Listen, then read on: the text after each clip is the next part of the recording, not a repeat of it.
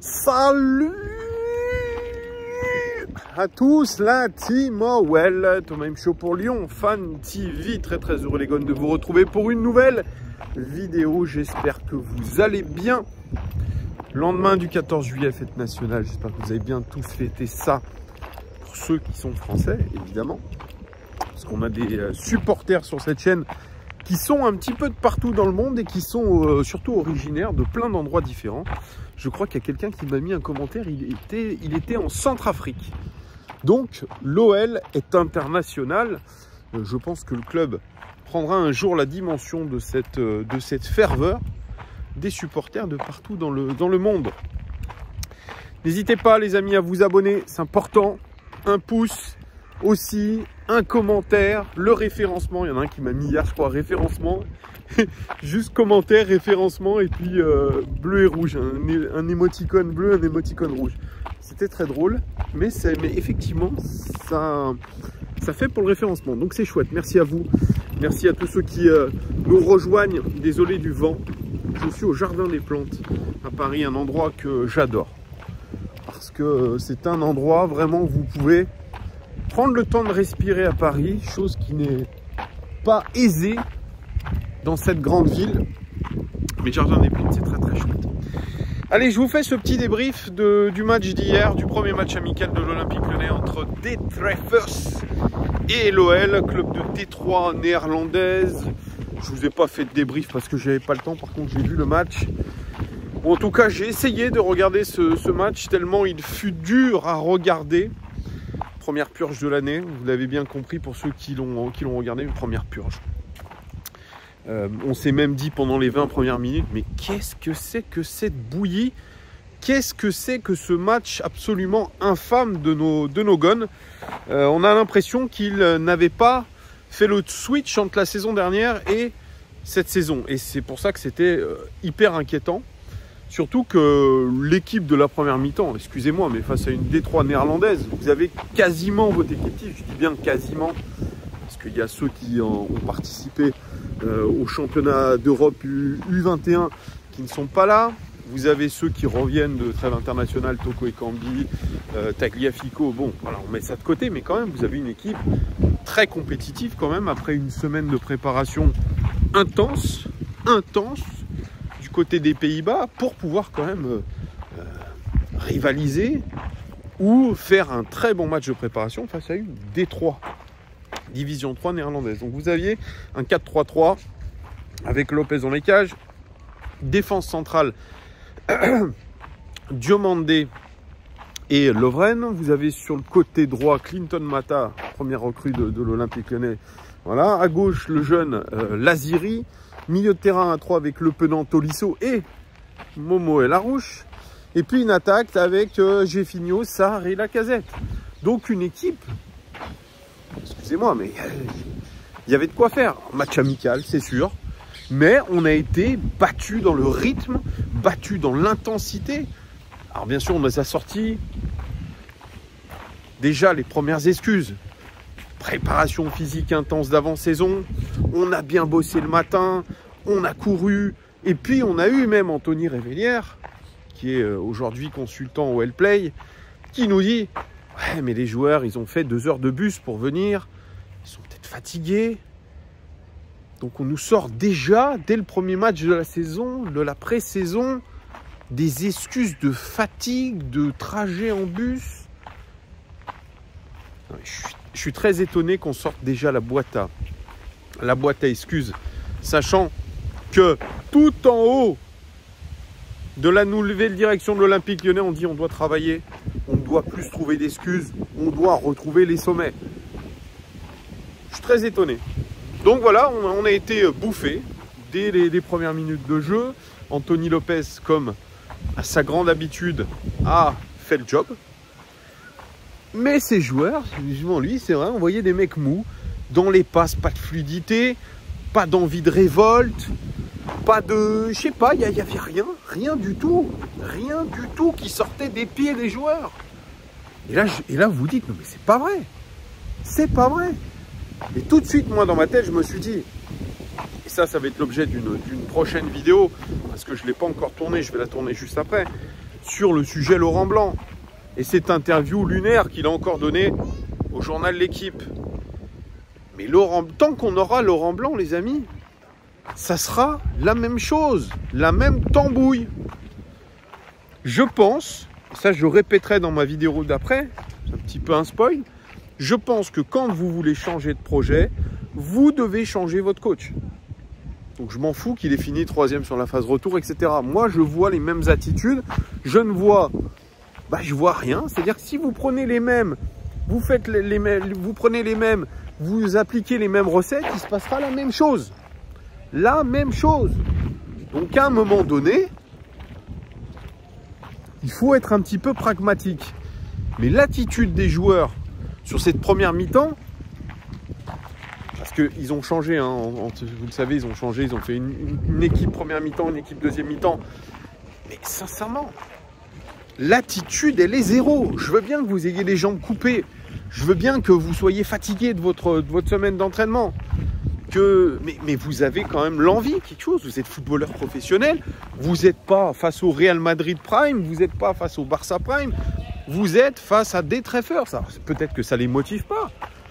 C'est un club de Détroit. On s'est dit, bon, c'est comme si vous affrontiez, je sais pas moi, un joueur d'une sélection, une sélection régionale, et que vous étiez professionnel petite, qui se sont dit, on est dans nos petits souliers, même en étant à 40%, on va y arriver. Mais ça, c'est la mentalité Olympique Lyonnais. Olympique Lyonnais, Jean-Michel Aulas. Olympique Lyonnais, Laurent Blanc. Donc, si à un moment, on dit on veut impulser de nouvelles choses à l'OL, on veut impulser un nouveau souffle, on est obligé de mettre les ingrédients qu'il faut. Même pour un premier match de pré-saison. Quelle image! Quelle image! L'OL a montré sur cette première mi-temps, je dirais même sur le match en entier. La deuxième a été un petit peu meilleure de la part de nos remplaçants, des remplaçants. Pour vous dire, parce que l'OL a quand même gagné ce match. 2-1. Mais on était mené 1-0. Bon, il y avait la main de Kulbedi. C'est bon, main ou pas main, ou volontaire, pas volontaire, ça voilà. Je ne vais pas rentrer dans ce débat-là. Moi, je parle juste des attitudes. Mais ce n'est pas normal. En plus, comble de la malchance, vous avez Dejan Lovren qui se blesse. Claquage dès la 7e minute.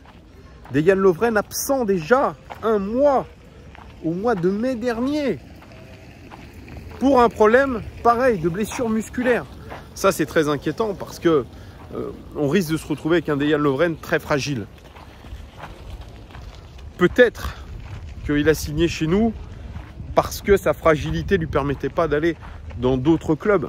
Possible, hein, je mets une hypothèse.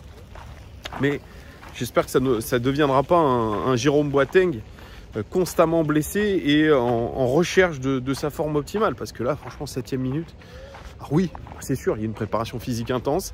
Ça a tapé dans les organismes. Là, ce qui veut dire que, comme la saison dernière, avec Maxence Cacré, vous en avez pour déjà tout le mois de préparation, il est mort. Vous devez penser votre blessure. Vous devez ensuite vous réathlétiser. Vous devez refaire une préparation. On en est pour Dejan Lovren, très sincèrement, à mi-août. Mi-août, c'est le début du championnat. On en est à fin août, début septembre. Quasiment mi-septembre pour lui, selon la gravité de la blessure. Quasiment mi-septembre, les gars. Donc, on perd le pilier de la défense, celui qui stabilise. Vous retrouvez avec une défense centrale très très jeune, Diomandé. Alors Diomandé, lui, il est convoité par Salzbourg. Ce que j'ai vu aux dernières nouvelles, je ne l'ai pas fait de Daily Mercato. Vous m'en excuserez. Donc, ça fait une charnière centrale avec Diomandé et Sarr. C'est vrai que c'est très jeune. C'est vrai que c'est très jeune. Laurent Blanc le dit, oui, je ne veux pas excuser encore une fois mes joueurs. Je vais être un petit peu indulgent parce qu'on a une équipe très très jeune. Oui, mais voilà, c'est un choix. Ça aussi, j'en reparlerai dans la vidéo sur Laurent Blanc de son interview de l'équipe, parce que c'est très important ce qu'il dit aussi. Donc oui, ok, on est avec une équipe jeune, mais ça n'excuse pas tout. Voilà. Donc maintenant, c'est vrai qu'on n'est pas les plus pourvus du monde dans le secteur défensif et en défense centrale. On va avoir un secteur défensif central très très jeune. Oui, c'est vrai. Si vous enlevez Lovren, qui était venu pour stabiliser cette défense avec toute son expérience, eh bien oui, vous vous retrouvez avec des jeunes joueurs qui découvrent le monde professionnel pour certains ou qui ont très peu de matchs. Donc oui. Donc voilà, il y a ça. Alors Clinton Mata, Je suis désolé, c'est un peu décousu, mais c'est comme je vous parle comme si je parlais à un pote ou je parlais avec un de vous si je vous croisais. Clinton Mata, j'ai pas vu grand chose. J'ai pas vu un joueur capable de faire des différences, même techniquement au-dessus, très emprunté. Ouais, très très neutre pour pas dire plus. J'ai plus vu Koumbedi sur la deuxième partie du match. Même s'il a fait 7 mains, il provoque le penalty, c'est vrai. Mais Clinton Mata, excusez-moi, là pour ce premier match, ouais, après, je sais les commentaires, tu tires des conclusions. Non, on parle, là on est à l'instant T, on parle de ce qu'on a vu hier. Je vous débriefe ça à l'instant T. Hein, non.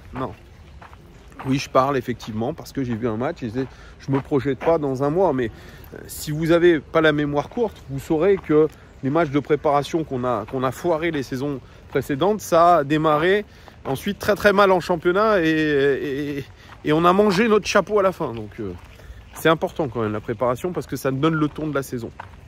Donc Clinton Mata, je ne l'ai pas trouvé extraordinaire. Mohamed El Arouche au milieu, dominé complètement. Dominé. Moi j'attendais quelque chose d'un peu mieux. Enfin c'est une équipe quand même, je le dis, des Treffers qui est censé être dans les cordes de Mohamed El Arouche, qui a évolué avec la Nationale 2. Ça doit être de son niveau, il doit pouvoir s'en sortir, mais physiquement il a été en difficulté aussi. Même techniquement il a été en difficulté. Comme tout ce milieu de terrain, alors il y a certains qui me disent ouais, il y a Tolisso, il a surnagé, il s'en met bien physiquement. Non, il n'a pas surnagé. Tolisso, j'en ai vu aucun surnager sur cette première mi-temps, excusez-moi. Aucun surnager. Le Penant, c'est beaucoup de fautes techniques, beaucoup de fautes de placement, beaucoup de brouillons. Brouillon, ils ont tous été brouillons. Lacazette, il a été brouillon. Géfinho, il y en a qui me disent ouais, Géfinho, il a été bon, il a fait danser un peu. Non, Géfinho, il a raté une occasion énormissime. D'ailleurs, sur un bon ballon, effectivement, de Tolisso, il a raté une occasion énormissime. Et j'ai appris un truc, Géfinho ne sait toujours pas parler français, au bout de 6 mois. Donc, il se trouve que le garçon ne parlait depuis 6 mois qu'avec les Brésiliens de l'équipe. Là, Henrique, lui aussi blessé. Il s'est blessé, un début de préparation n'est pas là. Donc, il parle à personne. Cassapa, lui, il est parti à Botafogo faire l'entraîneur intérimaire. Donc, paraît-il que le garçon ne parle même pas français. Et donc est très isolé, ne parle à personne. Ça c'est un délire, ça fait 6 mois qu'il est en France, plus de 6 mois, il ne parle pas un mot de français, alors que le Henrique, le super Henrique, lui il parlait quasiment couramment, comme Guimarães. Les mecs, je sais bien qu'on ne soit pas bon dans les langues étrangères, mais quand on s'y prend sérieusement, qu'on a à cœur de jouer pour un club européen, on essaie de s'imprégner de la langue du pays qui vous accueille. C'est ce que disait Luis Enrique là récemment avec le PSG. Alors, quand on voit Neymar, j'ai vu une petite vidéo, le mec ne sait toujours pas parler français. Il a fait depuis 2017 qu'il est au club. Memphis Depay, bon bref, je ne rentre pas dans ces sujets, ça me fait des petits pops, ça dans le cerveau. Mais c'est extrêmement décevant. Donc voilà, Géfinho, c'était la petite anecdote que j'ai entendue hier. Mais voilà, l'animation Géfinho, Sarr, Lacazette, 0 hier. Et puis je ne vous parle même pas de Godenet Sarr, qui est un fantôme. Lui aussi, il joue beaucoup. Enfin, il joue beaucoup sur sa réputation, sur son avenir à l'OL, parce que pour l'instant, ça représente un flop. On n'est qu'en début de préparation, on verra. Mais moi, j'ai pas vu vraiment de changement par rapport à ça. Voilà ce que je pouvais vous dire sur cette première mi-temps. Je vais essayer d'aller plus vite. Là, ça fait 14 minutes que je vous parle. Je débriefe à mon rythme, en marchant. Et j'ai des petits pops comme ça qui m'arrivent dans la tête. La deuxième mi-temps, guère mieux, avec une équipe avec beaucoup de jeunes. Rémi Rioux dans les cages. On a vu Justin Bangui, qui est Bangui ou Bangui, voilà, qui a 18 ans, premier contrat professionnel 2005, qui a fait un sacré arrêt d'ailleurs, en fin de match. Très concentré, très pro. Donc ça c'est cool, hein. On n'a pas vu Patouillet parce qu'apparemment il faisait de l'athlétisation à l'hôtel, ce que dit Rémi Vercoutre. Donc la deuxième mi-temps on a vu du Chaïb, on a vu du Mboup aussi, sénégalais, en attaque. On a vu du Skelly Alvaro qui était en tour de contrôle. D'ailleurs, Skelly Alvaro, très neutre, mais je regardais un petit peu ses prises de balles. Effectivement, c'est pas dégueulasse. C'est même plutôt intéressant pour un joueur de sa taille. Il oriente bien le jeu, il sent des choses. Il a essayé plusieurs fois de prendre le ballon de la tête dans les airs sur les coups de pied arrêtés, faire jouer sa taille. Intéressant à voir un peu plus tard dans la préparation. C'est peut-être, donc il n'y a pas beaucoup de recrues, hein, sur les deux recrues, Clinton Mata et lui, celui que j'ai trouvé le plus en valeur, impliqué, sérieux dans ce qu'il a fait, et puis de belles promesses. Mettez des énormes guillemets, de belles promesses. Bon, le jeune Shaib, il a mangé son chapeau, lui, hein, c'est mon expression du jour, manger son chapeau sur son côté. Le pauvre, physiquement, ça a été extrêmement dur. Je peux comprendre, hein, il y a le stress aussi de faire son premier match avec les pros. M'Boop, il a essayé de montrer quelque chose. Par contre, celui qui s'est mis en valeur, c'est celui d'ailleurs qui a donné le but de la victoire, c'est Tinon Kadewere. Surprenant, il était impliqué lui aussi. Garçon qui a essayé de donner de la profondeur, beaucoup de profondeur, beaucoup de courses vers l'avant, chose que nous n'avions absolument pas en première mi-temps parce que la Casette n'a pas pu donner cette chose-là. Amin Sarr, pareil, pas capable de donner de la profondeur. Donc lui, il a apporté de la profondeur, il s'est bien placé, il a essayé d'être dans le bon timing et ça a bien marché. Et surtout, il a donné le but de l'égalisation à l'Olympique Lyonnais sur une belle ouverture, il me semble, de Jeffrey Adelaide. Bon, Jeffrey Adelaide, motivé aussi, motivé le garçon. J'ai senti aller au contact, pas avoir peur. Il a donné le but de la victoire sur penalty, parce qu'il y a eu penalty pour l'Olympique Lyonnais. Donc Jeffrey Adelaide, qui était capitaine quand même en fin de rencontre, a donné cette anecdotique victoire, mais il fallait quand même gagner. Moi, je suis un petit peu d'accord. Bon, vous commencez mal le match, vous êtes mauvais, mais vous devez quand même gagner. Ça reste de la préparation. On n'a pas vu des bonnes choses, mais pas que des bonnes choses dans ce match. On a vu des bribes peut-être de joueurs qui peuvent rentrer dans la rotation et apporter de la concurrence. Ça reste encore très flou, mais je reste quand même sur une impression globale de grande déception par rapport à des choses que nous voyons, des comportements que nous avons déjà vus de trop nombreuses fois par le passé avec l'Olympique Lyonnais, sous Laurent Blanc, sous Peter Bosz ou autre. Donc on doit absolument changer les choses. Comment? J'en sais rien. Mais il y a des choses moi qui m'ont interpellé. Peut-être que contre Manchester United mercredi, ça sera différent parce que match prestigieux pardon, et tutti quanti. On verra. En tout cas, très déçu. Vous me direz en commentaire ce que vous avez pensé. J'ai été long, 18 minutes, pour un match qui ne valait pas 18 minutes de débrief. Mais c'est comme ça, c'est sans coupure. Vous avez l'habitude. Je ne fais pas les coupures des youtubeurs qui cut. Régulièrement, moi, c'est tout d'un coup. Voilà, merci beaucoup les gars de m'avoir suivi. Et puis je vous dis à très très vite pour une nouvelle vidéo. Ciao!